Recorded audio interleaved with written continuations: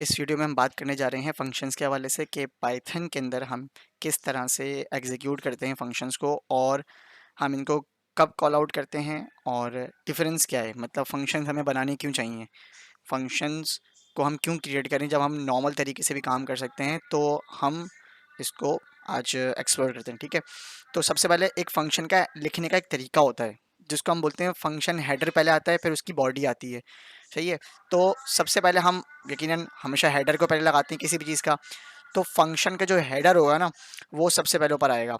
अब फंक्शन का हेडर मैं लिख के बता रहा हूँ और उसके बाद मैं बताता हूँ क्या है ये फंक्शन। डेफ नेम और फंक्शन और argument, argument 1, argument 2, argument 3 and so on, जितनी आर्ग्यूमेंट्स हो आ सकती हैं।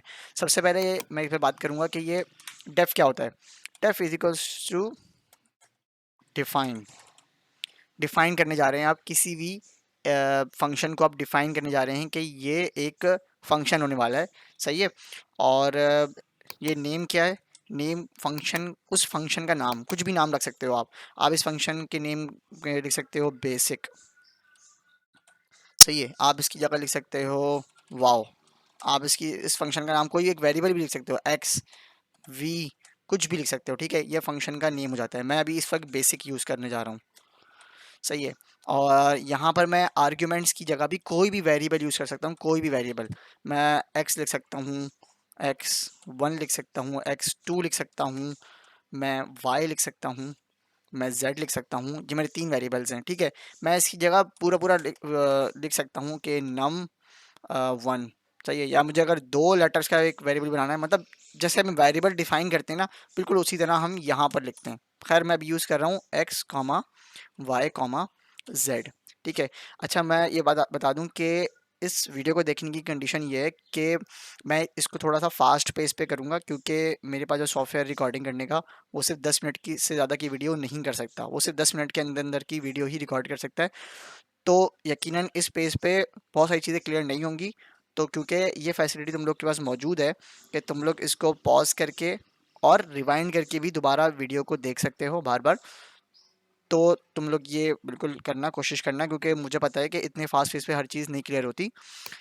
तो इसको बार बार पॉज करके या फिर रिवाइंड करके देख सकते हो। मैं लेकिन एक पेस रखूँगा अपना, ताकि ये वीडियो मेरी 10 मिनट के अंदर अंदर ही कवर हो जाए, ठीक है। इस कॉन्सेप्ट, ये पूरा फंक्शन का कॉन्सेप्ट, सही है। अब मैं क्या कर रहा हूँ कि मैंने एक फंक्शन डिफाइन कर दिया और इस फंक्शन की बॉडी के अंदर आ गया। अब इस फंक्शन की बॉडी के अंदर सबसे पहले मैं लिखता हूँ, फॉर एग्जांपल मैंने लिखा प्रिंट। प्रिंट क्या करा दो, एक्स करा दो प्रिंट, वाई करा दो प्रिंट और जेड करा दो प्रिंट। अभी मैंने इनकी वैल्यूज़ नहीं दी हैं, सही है, एक्स वाई जेड, अभी मैंने इनकी वैल्यूज़ नहीं दी हैं।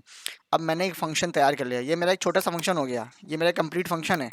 अब मैं क्या करता हूँ, फ़र्ज़ करो मैं बहुत आगे चला जाता हूँ फंक्शन लिखता हुआ। फंक्शन का वैसे असल जो बेसिक वर्क होता है ना, वो यही होता है कि यार हमने कोई एक छोटी सी कंडीशन लगा के एक फंक्शन बना दिया और हम एक बहुत बड़ा प्रोग्राम लिखने वाले हैं, कोई बड़ा गेम बना रहे हैं, कुछ भी बना रहे हैं। और फॉर एग्जांपल मैं चला गया हूँ कोड लिखता लिखता लिखता सिंटेक्स लिखता लिखता 100 मैंने कोड ऑफ लाइंस क्रॉस कर ली हैं। और अचानक से मुझे याद आया कि यार मैंने ना एक बेसिक नामी फंक्शन बनाया था और उसके अंदर ये था कि मेरे पास जो है ना एक्स वाई और जेड की मैं जो भी वैल्यू डालूंगा वो मेरे सामने डिस्प्ले हो जाएगी। और जो बड़ा मैं प्रोग्राम लिख रहा हूँ, कोई गेम बना रहा हूँ, कुछ भी मैं लिख रहा हूँ, उसके अंदर मुझे उस चीज़ की, छोटी सी चीज़ की ज़रूरत पड़ रही है। तो अब अगर मैं डिस्टर्ब करता हूँ, मतलब अपनी कोड ऑफ लाइन को डिस्टर्ब करता हूँ, तो यकीनन मैंने बहुत सारे लूप भी लगाए होंगे, बहुत सारे मैंने इसके अंदर फॉर वाइल यूज़ किए होंगे, बहुत सारी मैंने इसके अंदर कंडीशंस इफ एल्स की यूज़ की होंगी, ठीक है, अरेज यूज़ की होंगी, 2D अरेज यूज़ की होंगी। तो क्या होगा कि उससे मेरा, अगर मैं दोबारा लिखता हूँ कि सिंपल सी चीज़ की मुझे लिखनी है कि एक्स वाई जेड मेरा कोई भी वेरिएबल के वैल्यूज़ हैं और उसको प्रिंट करा दो, तो इशू हो सकता है, मेरा कोड ख़राब हो सकता है।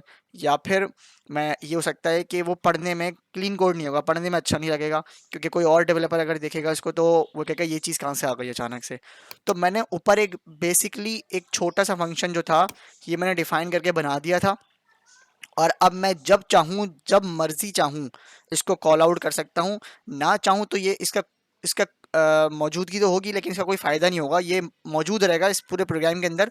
लेकिन जब तक मैं इसको कॉल आउट नहीं करूँगा, जब तक इसका कोई मुझे बेनिफिट नहीं होगा।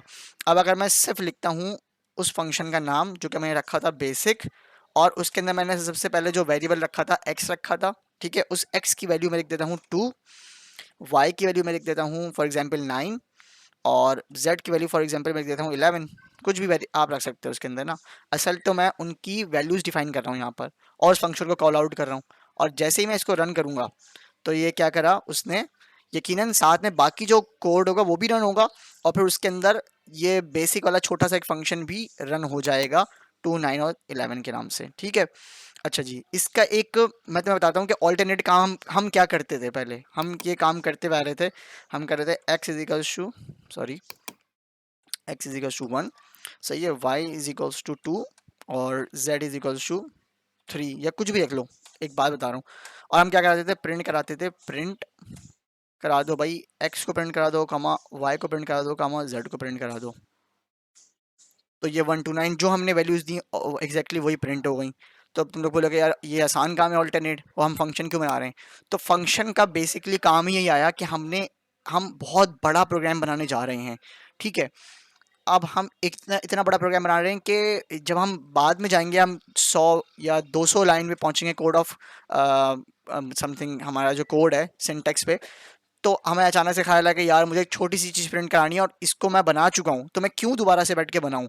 और हो सकता है कि दोबारा से बनाने में एक इतनी सी छोटी चीज़ में अगर दोबारा से लिखूँ, ये सिर्फ मैं सिर्फ यही लिख लूँ, तो हो सकता है मेरा कोड ख़राब हो जाए, ठीक है ना। तो मैं ये गलती नहीं करूँगा, और मैं फ़ौरन क्या करूँगा कि मैं उसको अपने फंक्शन का नाम टाइप करूँगा, और उसके अंदर मैंने जो भी आर्ग्यूमेंट्स दी थी उनकी वैल्यूज़ को डिफ़ाइन कर दूंगा यहीं पर, और एग्जैक्टली मेरे उन वैल्यूज़ को दे देगा, ठीक है। तो यकीनन इससे थोड़ा तुम लोग क्लियर हुआ होगा कि हम फंक्शन बनाते क्यों हैं, हम फंक्शन को बिल्डअप क्यों कर रहे होते हैं, सही है ना। तो ये बेसिक था, तुम लोग पॉज कर करके इसको देख लेना, जो भी इसकी क्वेरी अगर क्लियर ना हो रही हो।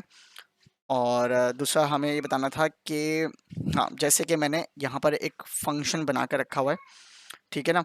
तो उस पे जाने से पहले हम एक छोटी सी चीज़ समझ लेते हैं, 3। अब जैसे मैंने एक फ़ंक्शन यहाँ बनाया, फ़ंक्शन मैंने इसको तैयार किया है